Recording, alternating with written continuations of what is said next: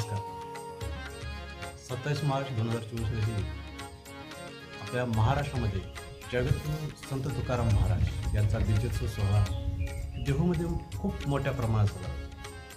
तितकेच मोठ्या प्रमाणात आणि भक्तिभावात तोच सोहळा आपल्या कोल्हापूर जिल्ह्यातील आजरा तालुक्यातील पेनुले या गावात देखील पार पडला.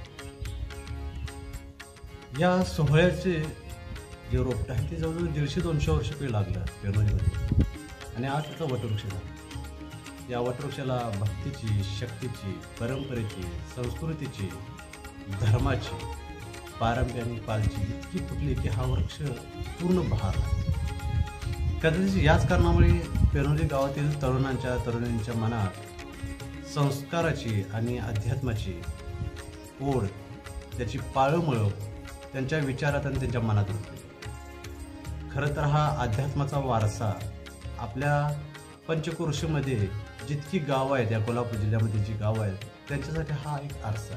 या गावातील हा बीजोत्सव, हा सप्ताह महाराष्ट्रातील एकमेव असं जे गाव आहे, या गावामध्ये तुकाराम महाराजांचा बीजोत्सव आणि एकनाथ षष्ठी या दोन्ही संतांना भेटून हा सप्ताह साजरा करतो. अर्थात संत तुकाराम महाराज आणि संत एकनाथ महाराज या दोन्ही संतांचे वाणीचे आणि विचारांचे बीज या गावात पेरले, आणि हा सोहळा बघण्यासारखा आहे.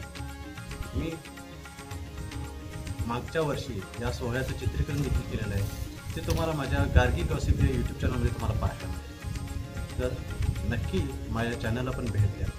आणि सर्वात महत्त्वाचं आवर्जून सांगते की यावर्षी तुम्ही या बीजोत्सवाला पेनुलीला नक्की भेट द्या. तुमचं मन प्रफुल्लित होईल, तुमचं मन चैतन्यमय होईल यामध्ये शंका. आणि हो, तुमच्या देखील गावाला जर असा अध्यात्माचा आणि संस्कृतीचा वारसा लाभलेला असेल तर तो मला नक्की सांगा. तो वारसा जगासमोर आरसा करण्याचा प्रयत्न मी नक्की करेन. या व्हिडिओच्या कमेंटमध्ये तुम्ही तुमच्या गावाचं नाव आणि तुमचा नंबर पोस्ट करा. मी तुम्हाला कॉल करेन आणि तुमच्यापर्यंत येण्याचा प्रयत्न करेन, आणि तुमच्या गावची सांस्कृतिक आणि आध्यात्मिक ओळख जगासमोर पोचवण्यासाठी देखील मी प्रयत्न करेन. धन्यवाद. रामकृष्ण.